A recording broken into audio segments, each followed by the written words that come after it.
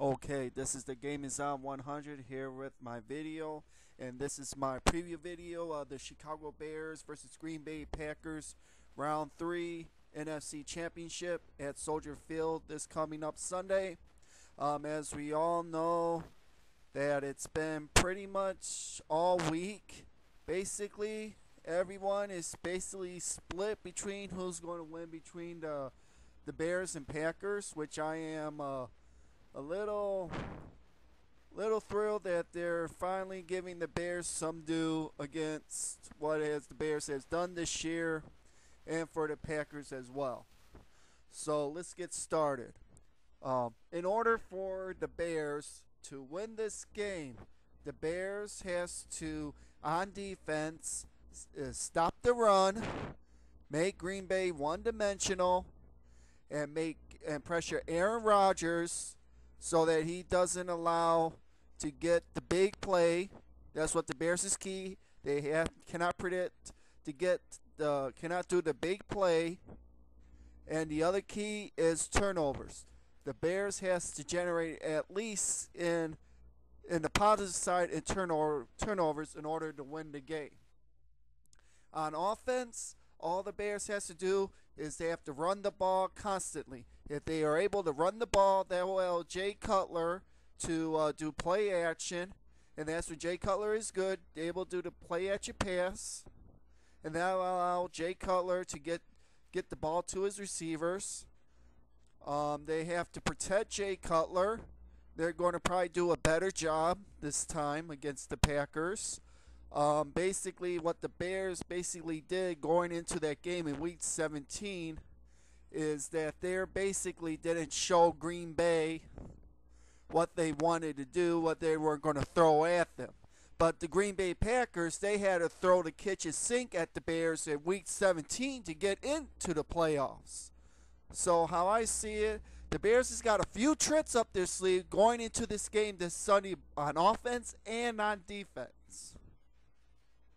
I know that for a fact that the Bears probably relied more on the pass than on the run, is to outthink the Green Bay Packers on what the Bears are going to do.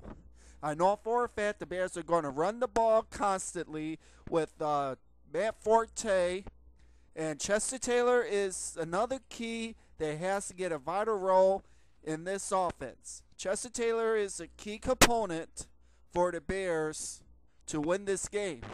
He is a key. Like I said last week, Chester Taylor has to get involved with the offense. The Bears got involved in the offense, and he did a pretty good job. He carried the ball 11 times last week. I would like to see him get at least that many carries, or up to 15 carries at least, to help out Matt Forte in the run. Basically, Jay Cutler just has to be stayed upright, give him the protection, and if he has to run with the ball, he'll run with the ball to get out of the pocket. He'll run for the ball to get first downs. He's able to do that. As so is for Aaron Rodgers for the Green Bay Packers. And you know, Aaron Rodgers is on a hot streak right now in the playoffs. Basically, in the Week 10 showdown, the score was 3-3 in the third quarter.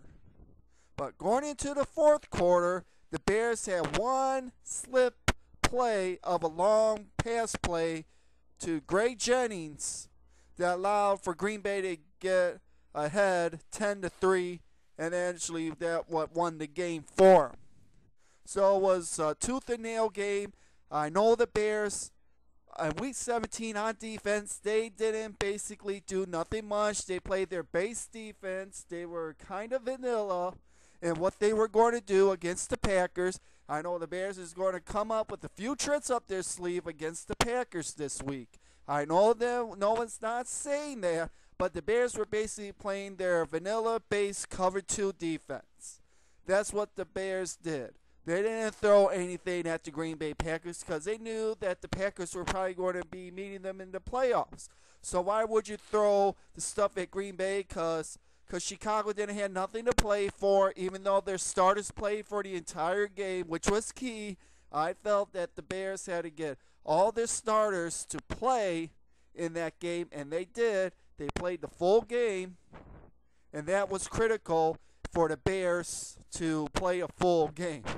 If they would have not been able to play a full game, let's just say they were playing for like 2 series, then the Bears their starters would have 3 weeks off, including with the bye. So that was key for the Bears players to play that game, because they know what they can do into this game against the Green Bay Packers. But none of the sports analysts never see that the Bears were just basically playing their vanilla-based cover 2 defense. That's what they were doing. They didn't show Green Bay anything what they were going to do, because the Bears didn't have nothing to play for, and Green Bay had to throw the kitchen sink at the Bears to get in. They had to win to get into the playoffs, so they threw everything at the Bears.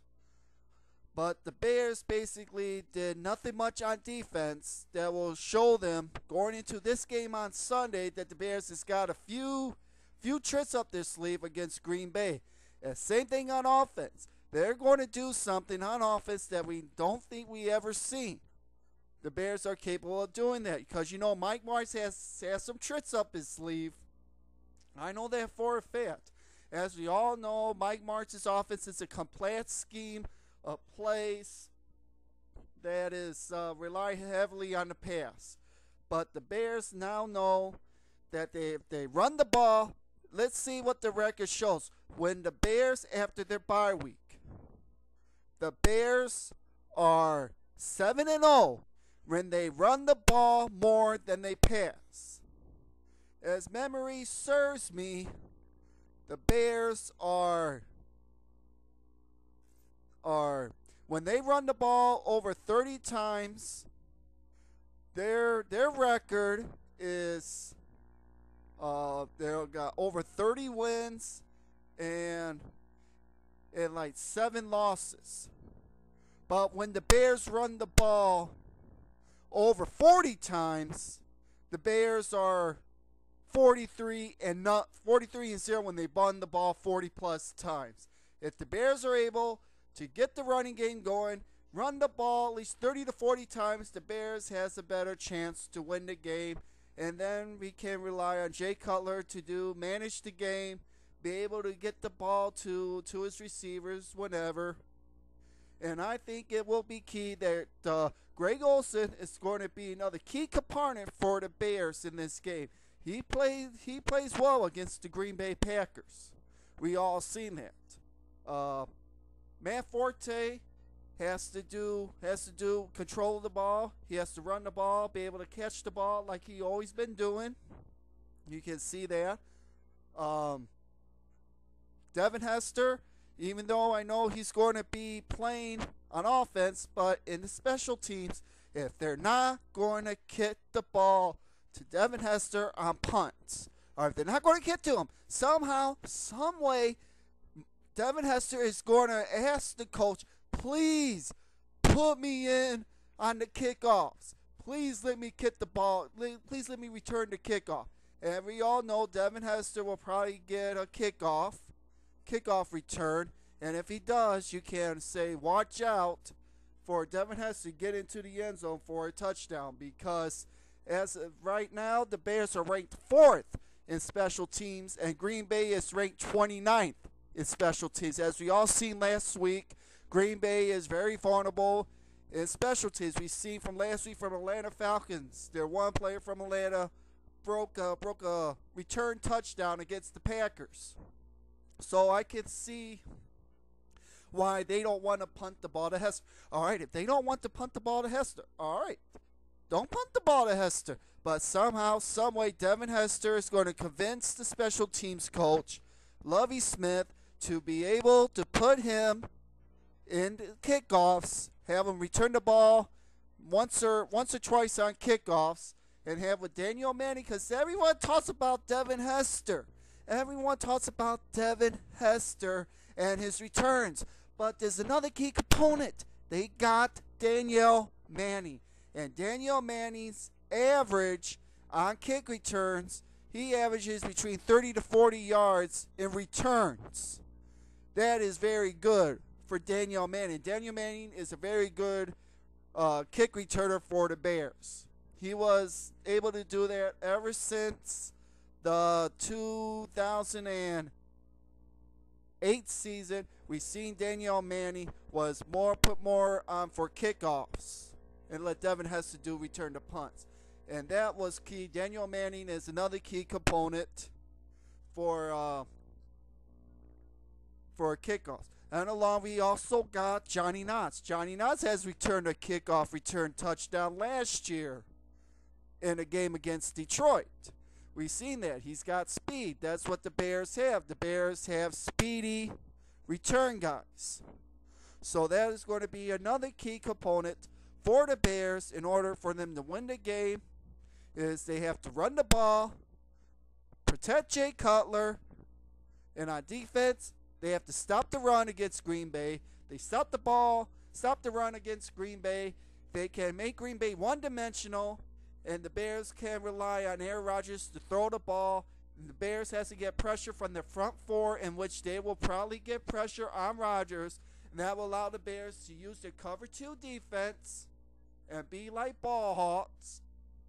Because basically what the Bears has done is basically in their cover 2, whenever they make a tackle, they hold the player up, and then the other player comes in and tries to strip the ball. Or they try to tip the ball so they can get interceptions. That's the key, predicated key, what the Bears do. I know that for a fact. You can watch that on the film. That's what the Bears does do best. Whenever the ball comes out, the Bears are like hawks going for that ball, because Lovie Smith preaches to them turnovers. You got to turn the ball over to win the game. If you can get into plus, if you can at least get +2 or 3 in turnovers in this game, you're probably going to win the game. If you don't turn the ball over, you're going to win the game. Just kind of like back in 2006 when the Bears won the NFC Championship game. What did they do against the New Orleans Saints? What they did, they stopped the run against New Orleans. They made Drew Brees pass the ball. I don't know how many times he threw the ball. I think he threw the ball like 48 times in that game. And the Bears did allow to get 3 turnovers. 3 turnovers on defense and 1 turnover in the special teams.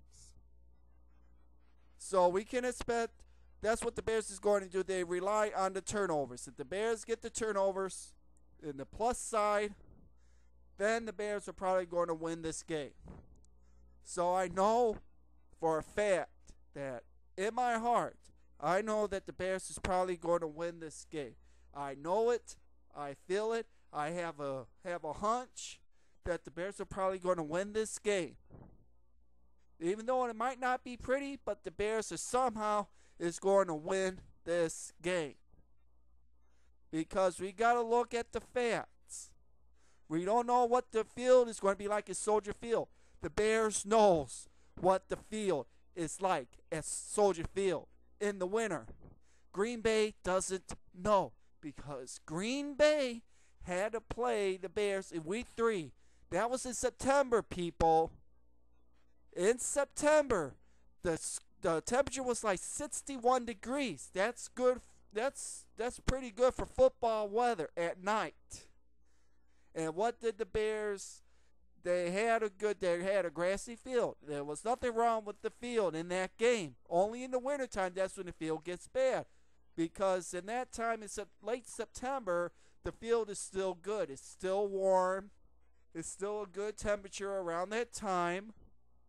So we can expect that the field was probably pretty good. But the field is not going to be that good, and that has a little advantage to the Bears, because the Bears has played on that field for the past 2 months on that sloppy field. So we'll see from that. So in closing, this is the Game Is On 100. I will have my review video of this game after the game on Sunday. And let's all see that will have the Bears advance to the Super Bowl, and it will be a bright key for the Bears to win the new George Stanley Halas Trophy. It'll be a perfect fitting because they debuted a new trophy for the AFC and the NFC. It will be nice if the Bears can get the brand new George S. Halas Trophy, be the first team to win that new trophy for their team owner, founder of the NFL, the father of the NFL, George Stanley Halas, or we call Papa Bear Halas. So, this is the Game is On 100. You can leave comments, video responses, whatever you guys like, and I will talk to you all later.